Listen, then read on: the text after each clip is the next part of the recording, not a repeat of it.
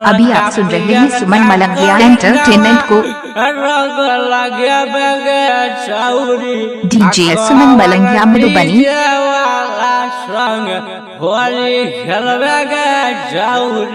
आई हो ई त रोवन जी के गाना छै जे पिछलका साल हिट भेल रहे।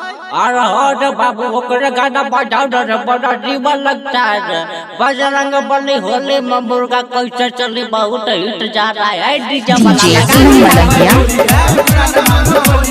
होली में भूल जाए छै जब ताती तो, होली में भूल जाए छै जब ताती तो, एकर ध्यान रहे चली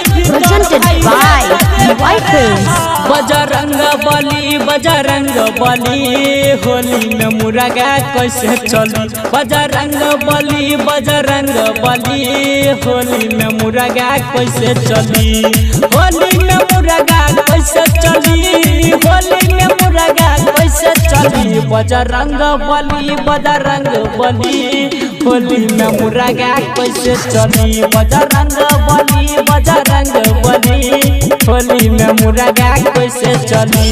भौजी के डर लगे केला के थम, भौजी के डर लगे केला के थम, मन करे ऊपर से चढ़ जती हो। एगो तो बंद भेलै दारू बिहार में, दारू बिहार में हो, दारू बिहार में कार्टून कार्टून छपाई अखबार में, छपल अखबार में, छपाई अखबार में। एगो तो बंद भेलै दारू बिहार में, कार्टून कार्टून छपाई अखबार में। मचल छै सुन खलबली, मचल छै सुन खलबली, बजरंग बली, बजरंग बली होली में मुर्गा कैसे चली, बजरंग बली, बजरंग बली होली में मुर्गा कैसे चली। डीजे सुमन मलंगिया।